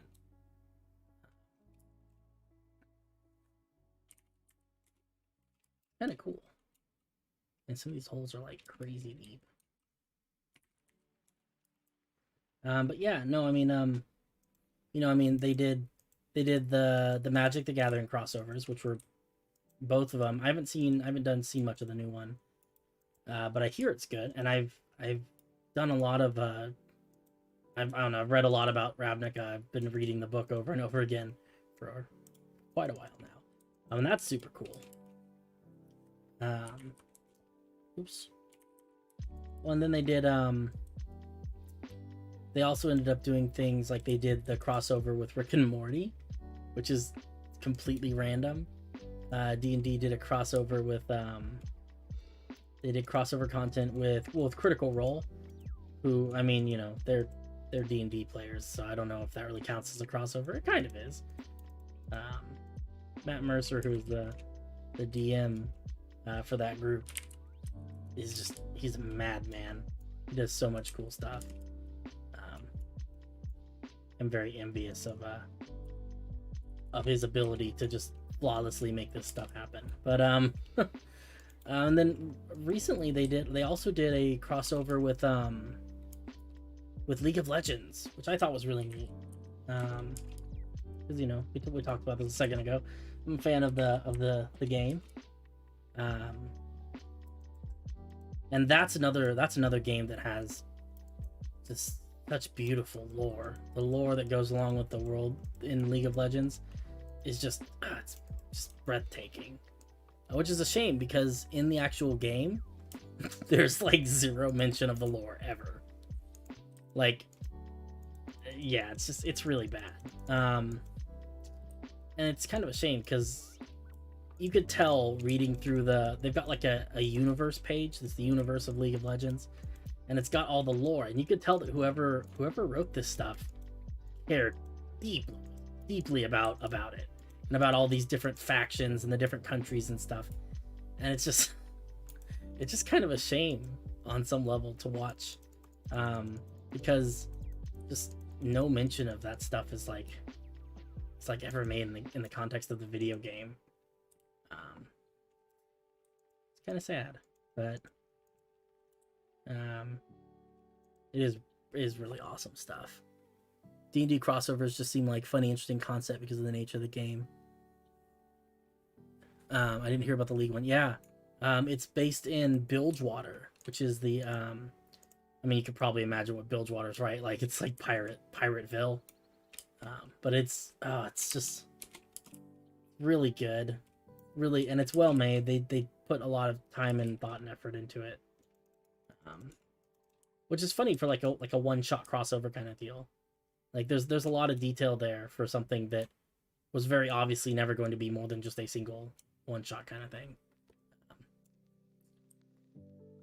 But yeah, actually, one of the things that I'm doing on Saturday, in addition to the World Finals, they're also doing a premiere of the new TV show that Riot Games, the company that makes League of Legends, they're making a TV show called Arcane, that is set in the world of League of Legends with all the beautiful lore. And they've partnered with Netflix to get this thing made, and it looks pretty good. I'm cautiously optimistic.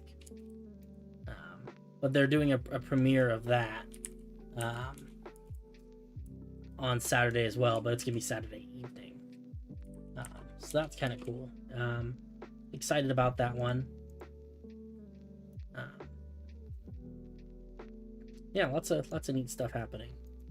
I'm glad to see that Riot Games, the company that makes League of Legends, is finally branching out. For a while they only made one video game, and that was kind of weird. You know, a game studio that only has one game, kind of like, you know, are you really a game studio if you only have one game? But they've been branching out recently, and they've got lots of other games now, to the point where they have like board games and stuff too, which is kind of cool. Board games, they've got mobile games. They have Valorant, if you've ever heard of Valorant. It's a shooter, and that's made by Riot Games now. They came up with that one, so it's they've been doing cool stuff. Interested to see how all that pans out. You know, and if I hope they continue doing stuff with the universe. You know, movies, TV shows, comic books. I'd be okay with all of it. All sounds great to me. But who really knows?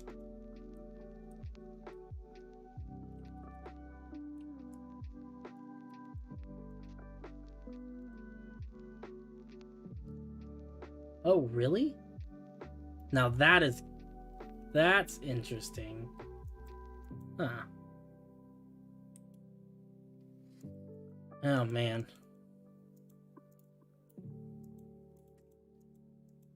Not saying that I'd be really excited about, like, Minecraft League of Legends crossover, but kind of stuff, but like a League of Legends block game is definitely on my list of things that I wholeheartedly endorse. Kind of the meeting of the minds. I like it. That'd be pretty cool though. Yeah, they had like the little character trailers. They made these a series of these little tiny that's super cool. They made a series of these little tiny, they called them cinematics, but they're like little tiny movies about League of Legends characters, and they're real short. No dialogue, just the visuals and stuff. They're really beautiful, every single one of them, even the early ones, which were like, you know, by today's standards, you know, Riot was working on a budget of like, we have $10 in a dream. They look nice. Yeah, Astro works. My IRL name is Evan. If you want to call me Evan, you're welcome to call me that. Really, whatever you're most comfortable with. You can call me anything except late for dinner. That's what my grandpa used to say. Yeah, I'm glad you enjoyed listening in, and I feel like maybe on some level some of these should just be podcasts instead of streams, because I feel like the dialogue is sometimes like the main thing. I do talk a lot. I have a great love for the sound of my own voice. My sister reminds me of it constantly. Let's see here. All right, this is looking 10 million times better than when we started, so that's excellent. Like it. Let's smooth this out. Make the brush a little bit bigger. This is going to take some of the harsh edges off. At least it does most of the time. And this will help us get the nice smooth transitions we're looking for. We just don't want to run over like this diamond blocks. We don't want to hit those, because if we do, things will get really weird really quickly and we will regret it. This looks like it needs to be filled in. Maybe like that. I have to say the fill R sand has been consistently one of my favorite commands in recent memory. It comes in handy a lot.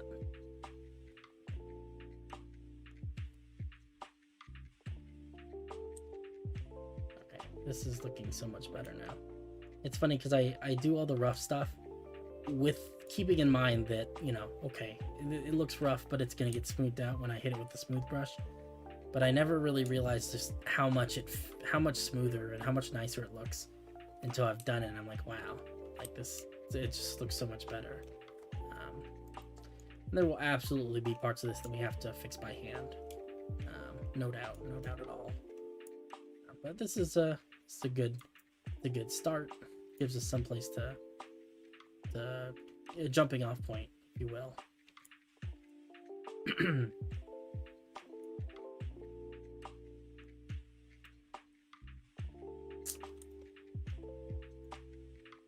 Interesting.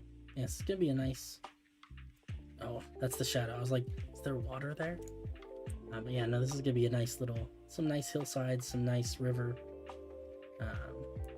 Honestly, I don't think that this river needs to be too complicated, because the other thing that's important to note about this is that all of this is going to be underwater, and honestly, there's like very few people are ever going to look at this, if anyone does at all. So realistically, it does not have to be super fancy. But anyone who knows me knows that I go overboard and I make things that don't need to be fancy. I turn them into big projects because it's who I am, and I like making more work for myself anytime and all the time. But I don't know. I do think there's some pride in it, where it's like, I would like to be able to do this in such a way where even if someone goes underwater and looks at the bottom of the river, they're like, wow, they took the time to detail out the bottom of the river. Who does that? Right? That's what I want. I want to surprise people with the amount of effort we put into this project. That we didn't cut corners, because I think something like this it's one of those projects where it would be really, really easy for us to just be like, oh, yeah, let's just go look up some schematics online, and then we'll just copy and paste them in, and we'll call it a day. World done. Easy. Take us a month max to finish everything. But I think there's something to be said for taking the time to do it by hand, and to make each build individual, and to give names to the fictional people who live in these buildings,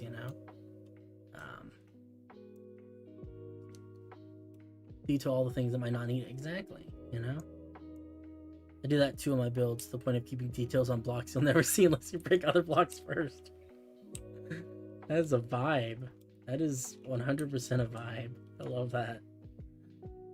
It's true though. Like, there's definitely parts of this, I don't know. It's just nice though, because I think the end result is just so much better than and that it's just, there's a depth and a richness to it that you just don't get with doing it the easy way,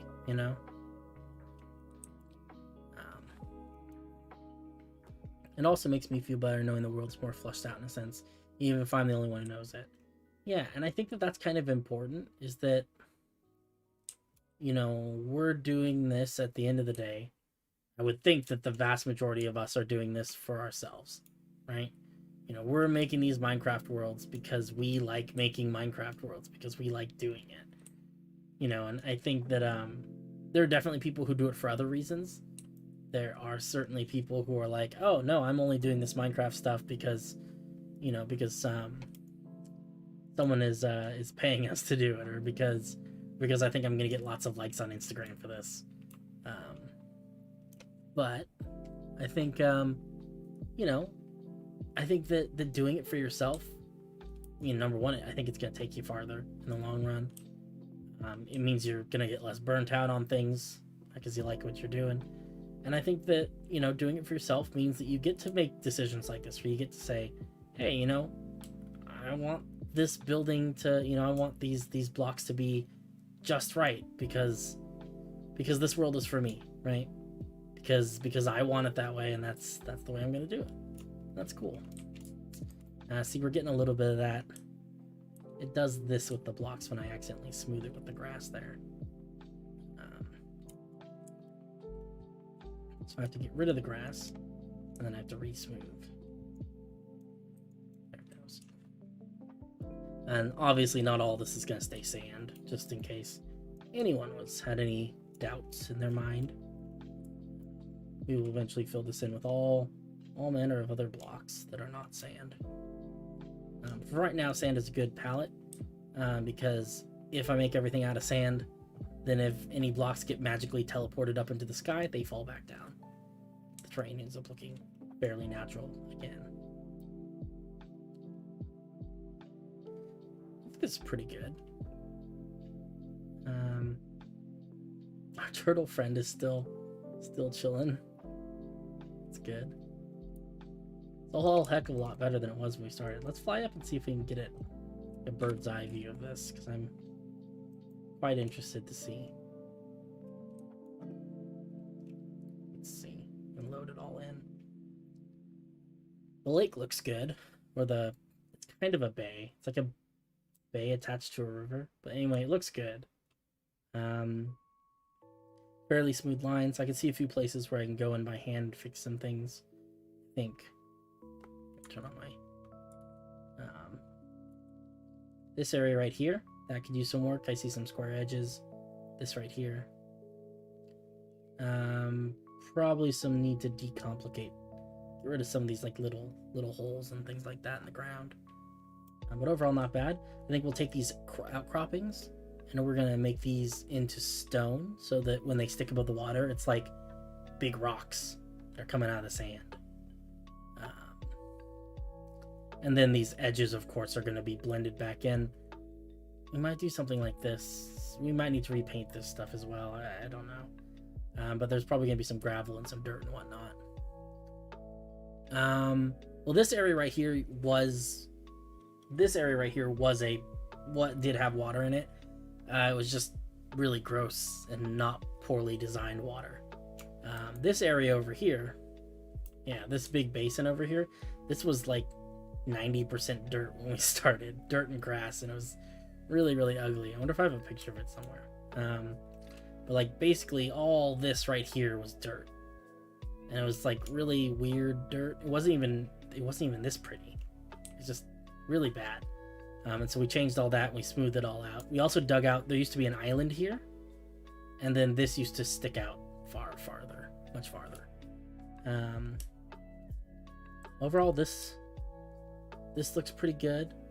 Not seeing too many spaces where I hate the generation. There's a few square corners here and there, but I think overall, you know, I'll come through and knock off some of the sharp edges. But I do think once we get like some seagrass and stuff growing in there, some dead logs, some sunken boats, I think that I don't think anyone will know better. That also gives us an opportunity, so I wanted to show this to you guys as well.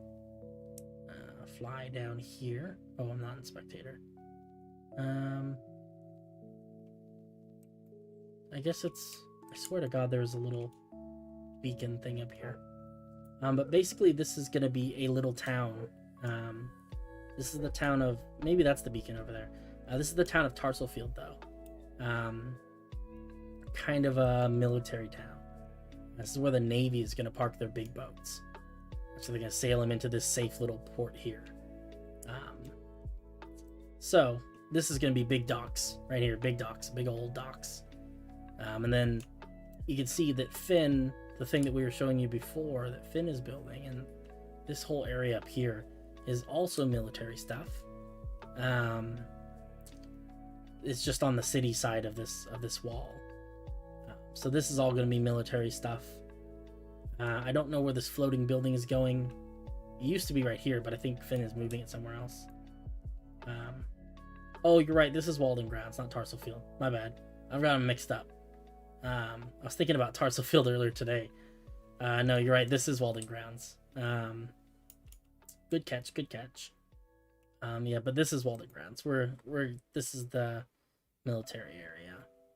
And then we've got this little river we cleared out. This used to have a big island somewhere in the middle of it too, which was weird.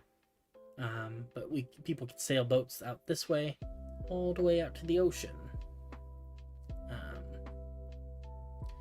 And I imagine,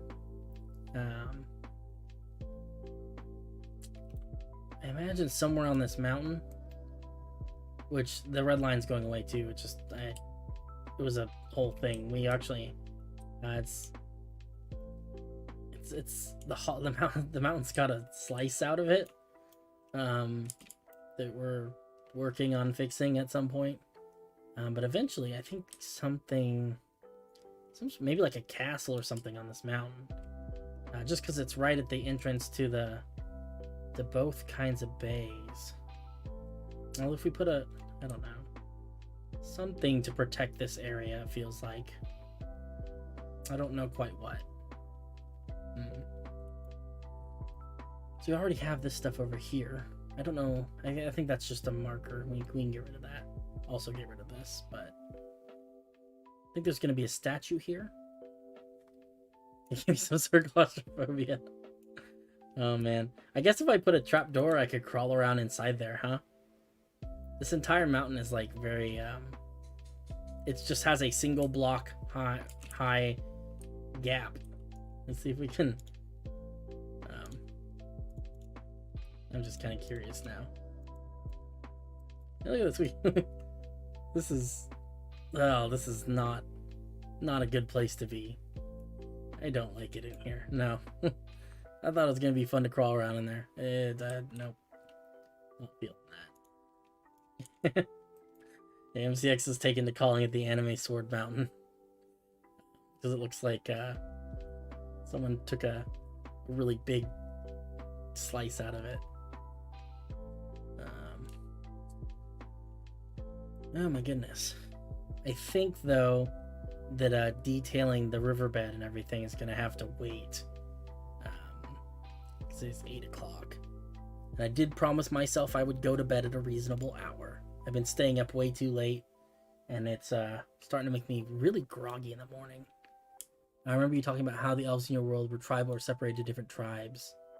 More like different kingdoms, I think. So we can talk a little bit about that while we wrap things up.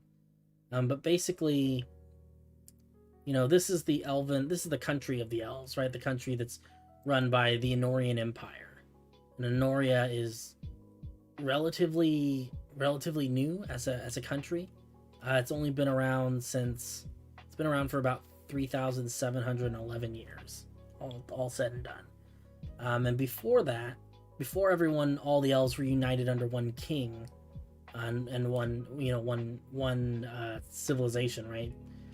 They were divided up into not nomadic. Some of them were nomadic, but a number of different tribes or clans, whatever you want to call them.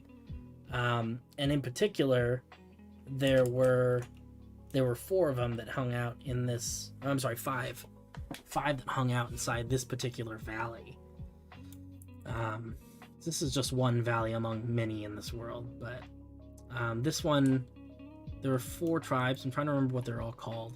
I made up these names a long time ago. There were the Illiani, which were probably the most prosperous. They actually had built some buildings and things like that. Like big buildings like castle keeps and stuff like that. And they were sort of the dominant force in this valley.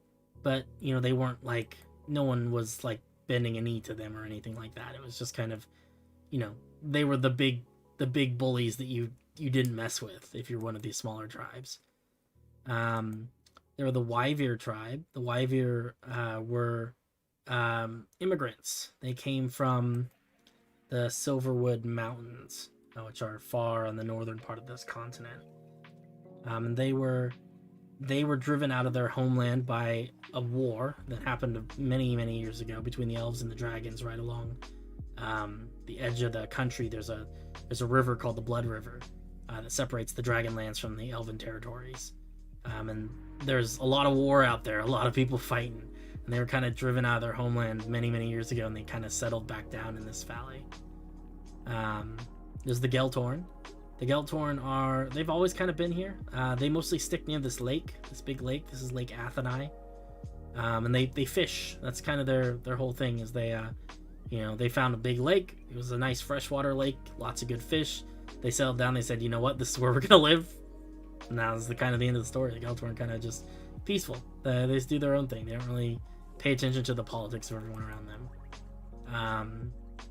There were the Raumreisa. The Raumreisa were a nomadic tribe. They never really put down roots in any particular place. They didn't build a lot of big buildings. What they needed, they carried around with them, and they just roamed throughout. There's going to be a big forest here, so this whole area, not this whole area, but a lot of this green area, that looks pretty flat right now, is going to end up being forest, really thick forest. And so the Raumreisa were forest warriors. They hung out in the trees and everything, and they'd set up camp and follow the wild animals and stuff around. Very hunter-gatherer style, but not in like a primitive way. Just it was easier for them to not put down roots. They lived a better life that way. And then the last tribe were oh my god, I cannot remember the name. It's the Yolsai.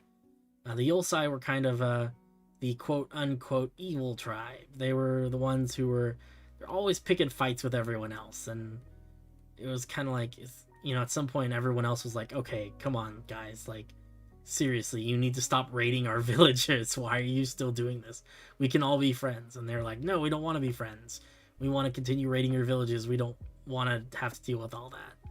And the Yolsai they were also a little bit weird. Their whole religion was based around a dead dragon named Aethrazor, who they were convinced that this dragon, it was an old dragon that had died, that it ascended and then came back to life and is ruling one of the outer planes. And they are very convinced that this dragon is out there, and that they need to find a way to get to her, so that she can make their lives perfect for them. So there was a big black dragon who lived up in the mountains. Maybe we'll go visit the mountains. There was a big black dragon who lived up here, just a regular one, not that old.